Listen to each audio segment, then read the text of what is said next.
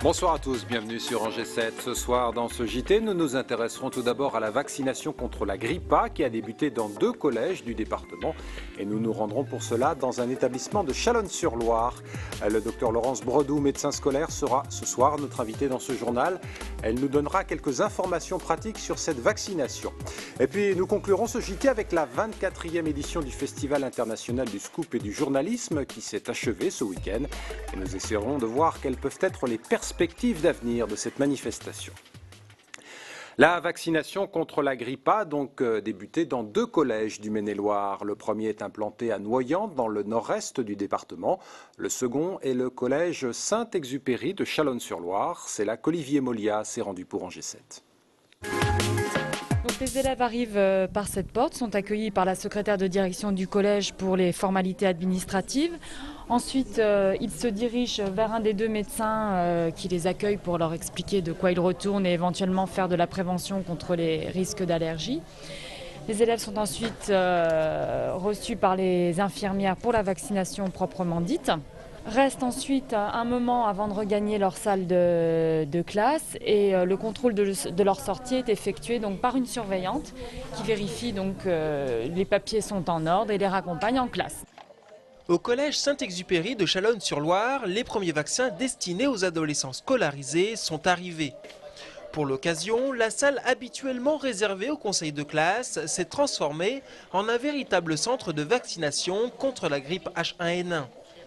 Avant de pouvoir procéder à l'injection du vaccin, il fallait non seulement que les parents d'élèves mineurs aient renvoyé une fiche de consentement, mais aussi que l'élève manifeste son accord. Nous avons 2 élèves qui ont refusé la vaccination, qui avait été acceptée par les parents. Pourquoi ils l'ont refusé ? Ils m'ont dit que c'était un choix, ils avaient réfléchi et qu'ils ne voulaient pas se faire vacciner. Pour ces élèves, ce refus de vaccination était peut-être mûrement réfléchi ou simplement la peur de la piqûre. En tout cas, ici dans la salle de vaccination, l'atmosphère était plutôt décontractée.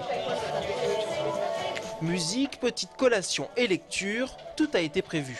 On les rassure et puis l'ambiance est quand même assez conviviale pour qu'ils se sentent à l'aise, quoi.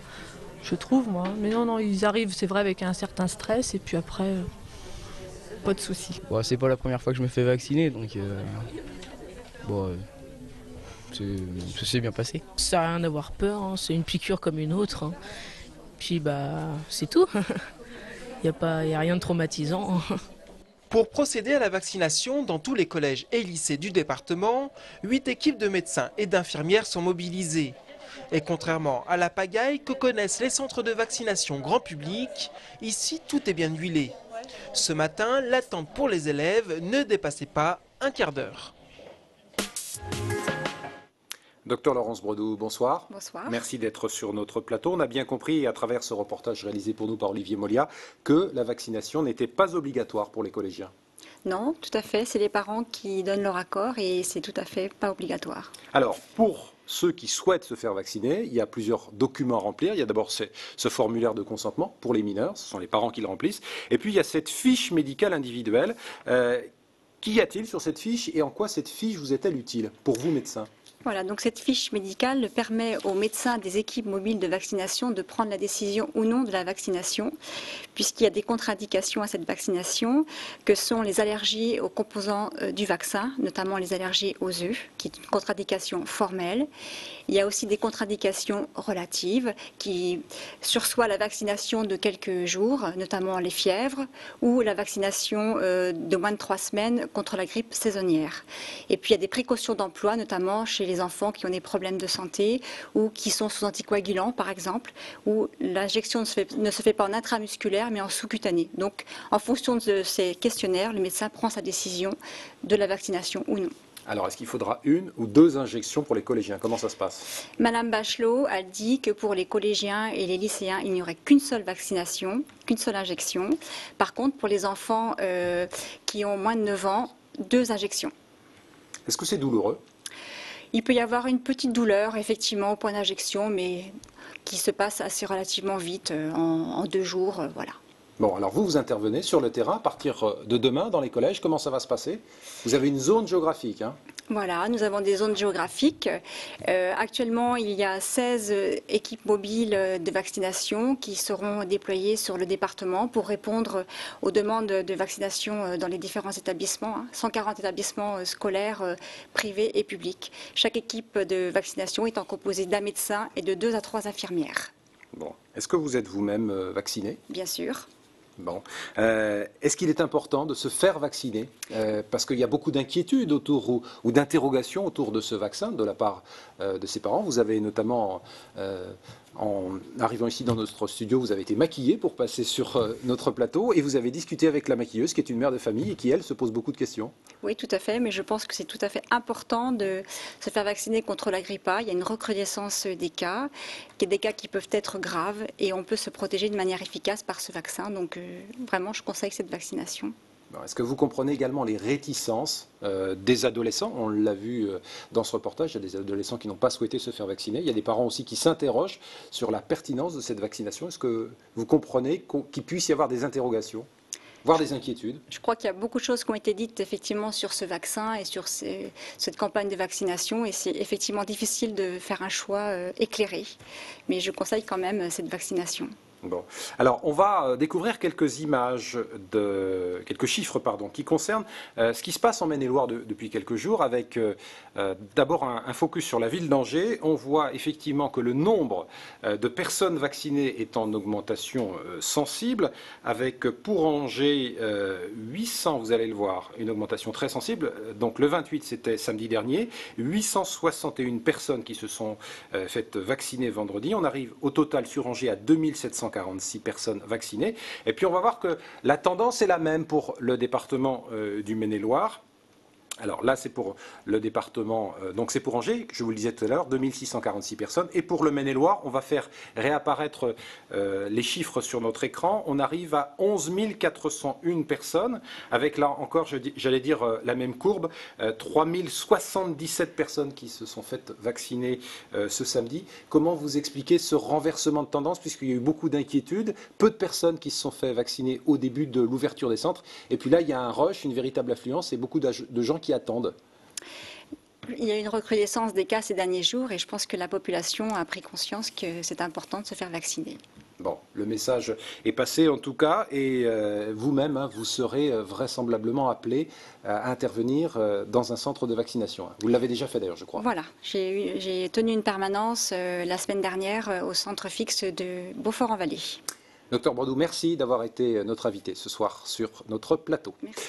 Sans transition, enchaînons avec l'actualité judiciaire et avec le procès de Dominique Guillouche et Alfreda Deneux qui a pu reprendre normalement ce matin devant la cour d'assises du Maine-et-Loire.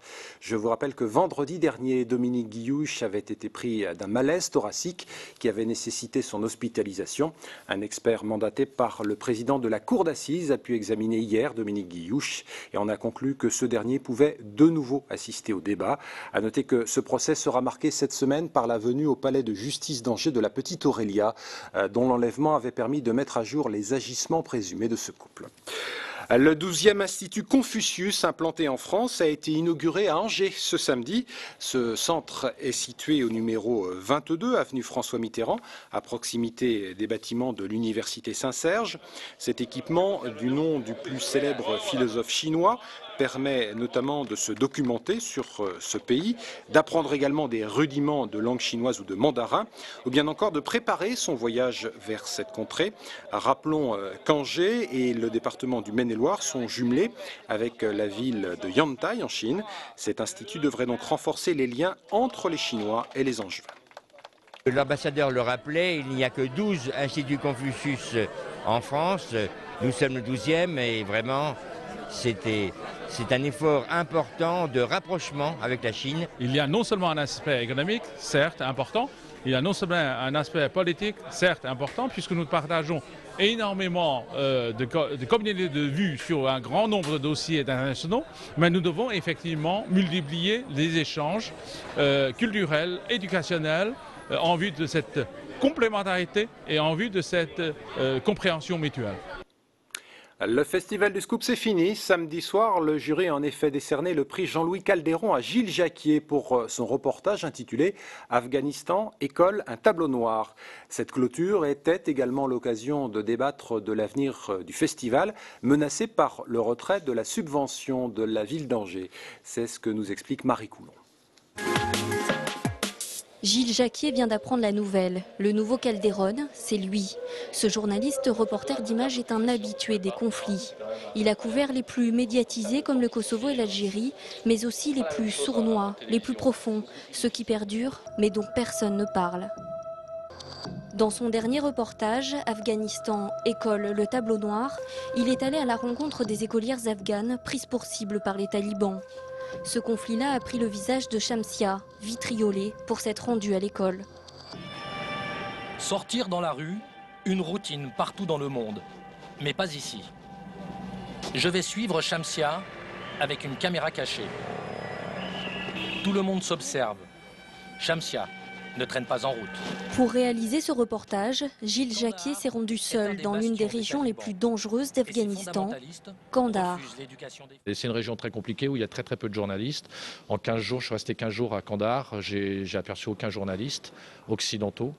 Donc on est très vite repéré, c'est pour ça qu'il faut être très prudent. L'Afghanistan, c'est un thème récurrent des reportages présentés au Scoop. Mais celui-là avait un arrière-goût de prise de conscience, de réveil. C'est un témoignage qui est formidable parce qu'il est authentique. C'est un reportage de vérité et qui nous enseigne beaucoup sur ce qu'on croit connaître, mais on n'avait pas encore touché le fond du savoir. Creuser l'actualité, la décrypter et la partager avec le public, c'est une démarche citoyenne que les organisateurs entendent bien faire perdurer. Les crayons de Plantus s'affolent de voir le festival disparaître un jour. Alors en guise de clôture, jury, journalistes et partenaires se sont creusés la tête pour garantir l'avenir économique du Scoop. On peut être le réceptacle de toutes ces énergies-là en visibilité. Et non seulement ça, mais dans le prolongement de tout ce qu'on va faire ici. Il faut fêter le 25e festival, évidemment. Je veux dire, dans mon cœur, dans ma tête et dans mon cœur, ce serait super important. Donc arrêtons de pleurer, essayons peut-être de se dynamiser. Je souhaite que tous ceux qui se sont exprimés ce soir continuent, fassent une vraie équipe et puis que, par exemple, l'idée peut-être de faire des congrès de journalistes, des choses comme ça en même temps que le Scoop, ça peut apporter du monde à Angers, ça peut peut-être nous apporter des financements. Cette année, la ville d'Angers a retiré son soutien financier au festival, ce qui représentait la moitié du budget de la manifestation.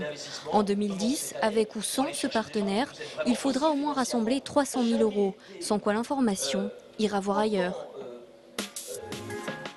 C'est la fin de ce JT, on se retrouve demain pour de nouvelles infos.